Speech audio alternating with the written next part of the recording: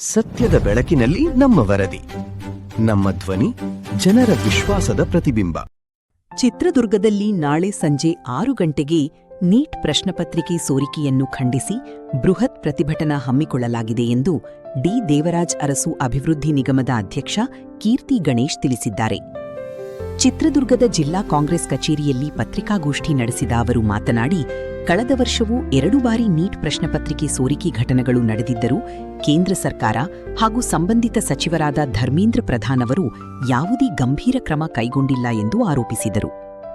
ವೈದ್ಯಕೀಯ ಶಿಕ್ಷಣಕ್ಕೆ ಅಡಿಪಾಯವಾಗಿರುವ ನೀಟ್ ಪರೀಕ್ಷೆಯ ಪಾವಿತ್ರ್ಯತೆ ಹಾನಿಗೊಳಗಾಗಿದ್ದು ಸಾವಿರಾರು ವಿದ್ಯಾರ್ಥಿಗಳ ಭವಿಷ್ಯ ಅಪಾಯದಲ್ಲಿದೆ ಎಂದು ಅವರು ಹೇಳಿದರು. ಈ ಪರೀಕ್ಷೆಯನ್ನು ನಂಬಿಕೊಂಡು ಅಧ್ಯಯನ ನಡೆಸುತ್ತಿರುವ ವಿದ್ಯಾರ್ಥಿಗಳಿಗೆ ನ್ಯಾಯ ದೊರಕಿಸಬೇಕು ಎಂದು ಅವರು ಒತ್ತಾಯಿಸಿದರು. ಇದೇ ವೇಳೆ ಈ ಪ್ರಕರಣಕ್ಕೆ ಸಂಬಂಧಿಸಿದಂತೆ ಮೃತಪಟ್ಟ ಅಭ್ಯರ್ಥಿಗಳ ಕುಟುಂಬಗಳಿಗೆ ಪ್ರಧಾನಮಂತ್ರಿಗಳು ಹಾಗೂ ಕೇಂದ್ರ ಸಚಿವರು ಭೇಟಿ ನೀಡಿ ಸಾಂತ್ವನ ಹೇಳದಿರುವುದನ್ನು ಕೂಡ ಅವರು ಟೀಕಿಸಿದರು. ಕೇಂದ್ರ ಸಚಿವ ಧರ್ಮೇಂದ್ರ ಪ್ರಧಾನ್ ಅವರು ರಾಜೀನಾಮೆ ನೀಡಬೇಕು ಎಂದು ಆಗ್ರಹಿಸಿದ ಕೀರ್ತಿ ಗಣೇಶ್ ಈ ವಿಚಾರವನ್ನು ಗಂಭೀರವಾಗಿ ಪರಿಗಣಿಸಬೇಕೆಂದು ಒತ್ತಾಯಿಸಿದರು. ನಾಳೆ ಸಂಜೆ 6 ಗಂಟೆಗೆ ಚಿತ್ರದುರ್ಗದ ಒಣಕಿ ಓಬವ್ವ ವೃತ್ತದವರೆಗೆ ಬೃಹತ್ ಪ್ರತಿಭಟನಾ ಮೆರವಣಿಗೆ ನಡೆಯಲಿದೆ ಎಂದು ಅವರು ಮಾಹಿತಿ ನೀಡಿದರು. ಹೋದ ವರ್ಷವೂ ಸಹ 2 ಬಾರಿ ನೀಟ್ ಪ್ರಶ್ನಪತ್ರಿಕೆ ಸೋರಿಕೆಯಾಗಿದೆ. ಆದರೂ ಸಹ ಧರ್ಮೇಂದ್ರ ಪ್ರಧಾನ್ ಅವರೇ ನಿರೀಕ್ಷೆ ಆವಾಗಲೂ ಸಹ ಸರ್ಕಾರ ಅದೇ ರೀತಿಯ ಕ್ರಮ ಈಗಲೂ ಪ್ರಶ್ನಪತ್ರಿಕೆ ಸೋರಿಕೆ ಆಗಿದೆ. ನಮ್ಮ ಮಾಧ್ಯಮದಲ್ಲಾಗಿರ್ಬೋದು, ನಮ್ಮ ವಿವಿಧ ಮಾಧ್ಯಮದಲ್ಲಿ ನಾವೇ ಪ್ರಚಾರ ಮಾಡ್ತಾ ಇದ್ದೀವಿ. 2 ಲಕ್ಷಕ್ಕೆ 10 ಲಕ್ಷಕ್ಕೆ ಒಂದು ಪ್ರಶ್ನಪತ್ರಿಕೆ ಸೋರಿಕೆ ಆಗಿದೆ.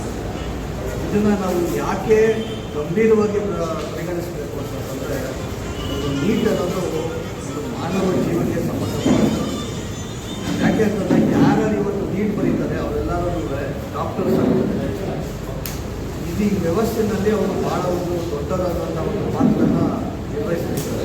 ಒಬ್ಬ ರೋಗಿಗಾಗಿರ್ಬೋದು, ಎಷ್ಟೋ ಜನಕ್ಕೆ ಚಿಕಿತ್ಸೆ ಕೊಡುವಂಥ ಒಂದು ಕೆಲಸಕ್ಕೆ ಇವತ್ತು ಯಾವ್ದಾರ ಒಂದು ಅಡಿಪಾಯ ಇತ್ತು ಅಂತಂದರೆ ಅದು ನೀಟ್ ಎಕ್ಸಾಮ್ ಅಂತ ಹೇಳಿದ್ರೆ ನಮ್ಮ ಎಷ್ಟೋ ಜನ, ಎಷ್ಟೋ ಬಡವರು, ಎಷ್ಟೋ ಶ್ರೀಮಂತರಾಗಿ ಎಲ್ಲರ ಒಂದು ಆರೋಗ್ಯ ಅಸ್ತವ್ಯಸ್ತ ಆದಾಗ ಯಾರತ್ರ ಹೋಗ್ಬೇಕು ಅಂತ ಡಾಕ್ಟರ್ ಅಂಥ ಡಾಕ್ಟರ್ಸ್ಗಳನ್ನೇ ಇವರು ಕ್ವಶನ್ ಪೇಪರ್ನ ಲೀಕ್ ಮಾಡ್ತಾರೆ, 10 ಲಕ್ಷಕ್ಕೆ 20 ಲಕ್ಷಕ್ಕೆ ಮಾರಾಟ ಮಾಡ್ತಾರೆ ಅಂತಂದರೆ ನಾವು ದೈವ ಇಚ್ಛೆಯಿಂದ ನಾವು ಕೇಳ್ಕೊತೀವಿ ಅವ್ರಿಗೆ ಯಾರೇ ಥರದ ಅನಾರೋಗ್ಯ ಬರ್ತಾ ಇದೆ ಅಂತ. ಆದರೆ ಅವ್ರಿಗೇನಾದ್ರು ಎಂಥದ್ದೇನಾದರೂ ಸಮಸ್ಯೆ ಆದರೆ ಅದೇ ಡಾಕ್ಟರ್ಸ್ ಏನಾದರೂ ಟ್ರೀಟ್ಮೆಂಟ್ ಮಾಡಿದ್ರೆ ಅವರ ಸ್ಥಿತಿಗತಿಗಳು ಏನಾಗುತ್ತೆ ಅಂತ ಕೇಂದ್ರ ಸರ್ಕಾರ ಯೋಚನೆ ಮಾಡಬೇಕು. ನಾವೆಲ್ಲರೂ ಏನು ವಿಪರ್ಯಾಸ ಅಂತಂದರೆ, ನಮ್ಮ ಮಾಧ್ಯಮದಲ್ಲಿ ಎಲ್ಲ ಕಡೆ ಪ್ರಚಾರ ಮಾಡಿದ್ದಿಲ್ಲ.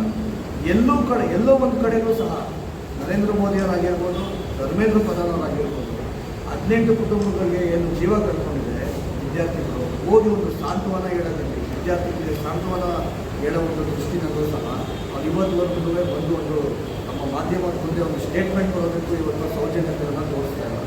ಇಂಥ ಒಂದು ಕೇಂದ್ರ ಸಚಿವರು ನಮಗೆ ಬೇಕಾ ಅಂತ ಒಂದು ವಿದ್ಯಾರ್ಥಿಗಳ ಒಂದು ಪ್ರಶ್ನೆ ಇದೆ.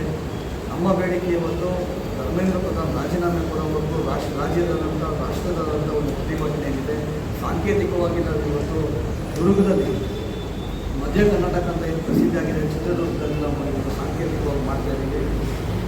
ನಮ್ಮ ಮೂಲ ಏನು ಅಂತಂತಂದರೆ ಧರ್ಮೇಂದ್ರ ಪ್ರಧಾನ್ ಅವರು ರಾಜೀನಾಮೆ ಕೊಡೋದು. ಮತ್ತು ಇನ್ನೊಂದು ವಿಚಾರ, ನೀಟು ಏನು ಮುದ್ದೆ ಇಲ್ಲ, ಸಮಸ್ಯೆನೇ ಬಗೆಹರಿಲ್ಲ ಅಂತಂದಾಗ CBSE ಏನು ಆನ್ಸರ್ ಸ್ಕ್ರಿಪ್ಟ್ ಏನಿದೆ, ಏನು ರಿಸಲ್ಟ್ ಏನಿದೆ ಅದರಲ್ಲಿ ಗೊಂದಲ, ಅದರಲ್ಲಿ ಘೋಷಣೆ ಮಾಡಿ ಯಾರ್ಯಾರು ಬೇಕು ಅವ್ರನ್ನ ಪಾಸ್ ಮಾಡೋಂಥ ಒಂದು ಗೊಂದಲ ಇದೆ. ಸೊ ಅದರ ವಿರುದ್ಧವೂ ಸಹ ನಾವು ಪ್ರತಿಭಟನೆಯನ್ನು ಮಾಡ್ತಾಯಿದ್ದೀವಿ. ನಾಳೆ ಸಂಜೆ 6 ಗಂಟೆಯಿಂದ 8 ಗಂಟೆವರೆಗೂ ಪ್ರತಿಭಟನೆ ನಡೆಯುತ್ತೆ. ನೀಲಕಂಠೇಶ್ವರ ದೇವಸ್ಥಾನದಿಂದ ಒಳಗೆ ಹೋಗುವ ಅವರ ವೃತ್ತವರೆಗೂ ನಾವು ಒಂದು ಭಜನೆ ಮೆರವಣಿಗೆ ಮಾಡೋ ಮುಖಾಂತರ ಸಂದೇಶ, ವಿದ್ಯಾರ್ಥಿಗಳ ಶಕ್ತಿ ಈ ಜಿಲ್ಲೆಯಲ್ಲಾಗಿರ್ಬೋದು, ಈ ರಾಜ್ಯದಲ್ಲಿ ಏನಾಗಿದೆ ಅಂತ ನಾವು ಪ್ರದರ್ಶನ ಮಾಡೋಂಥ ಒಂದು ಪ್ರಯತ್ನ ನಾವು ಮಾಡ್ತೀವಿ. ನನ್ನ ಮಾಧ್ಯಮ ಎಲ್ಲರೂ ನಾನು ಕೇಳ್ಕೊಳ್ಳೋದು ಏನಂತಂದರೆ, ಈ ಒಂದು ಏನು ಪ್ರತಿಭಟನೆ ಇದೆ ತಾವೆಲ್ಲರಿಗೂ ಜನರಿಗೆ ಮುಟ್ಟಿಸ್ಬೇಕು, ಎಲ್ಲರಿಗೂ ಒಂದು ಅವೇರ್ನೆಸ್ ಆಗಬೇಕು ಅಂತ ಕೆಲಸ ಮಾಡಿದ್ದಾರೆ. ನಾವು ಕೂಡ ಇದರಲ್ಲಿ ಸಕ್ರಿಯವಾಗಿ ನಮ್ಮೆಲ್ಲರಿಗೂ ಸಹಕಾರ ಮಾಡೋದಕ್ಕೆ ಕೇಳ್ಕೊಳ್ತೀವಿ. ಮತ್ತು ವಿಶೇಷವಾಗಿ ನಾನು ಸನ್ಮಾನ್ಯ ಮುಖ್ಯಮಂತ್ರಿಗಳಾದ ಶ್ರೀ ಡಿ ಕೆ ಶಿವಕುಮಾರ್ ಅವರಿಗೆ ನಾನು ಅಭಿನಂದನೆಗಳನ್ನು ಸಲ್ಲಿಸಕ್ಕೆ ಇಷ್ಟಪಡ್ತೀನಿ. ಒಂದು ಫಸ್ಟ್ ಕ್ಯಾಬಿನೆಟ್ ಮೀಟಿಂಗಲ್ಲಿ ವಿದ್ಯಾರ್ಥಿಗಳಿಗೆ ಉಚಿತ ಬಸ್ ಪಾಸನ್ನು ಕೊಟ್ಟಿದ್ದಾರೆ. ಆ ನಿಟ್ಟಿನಲ್ಲಿ ನಾವು ಅವ್ರಿಗೆ ಅಭಿನಂದನೆಗಳನ್ನು ಸಲ್ಲಿಸಕ್ಕೆ ಇಷ್ಟಪಡ್ತೇವೆ.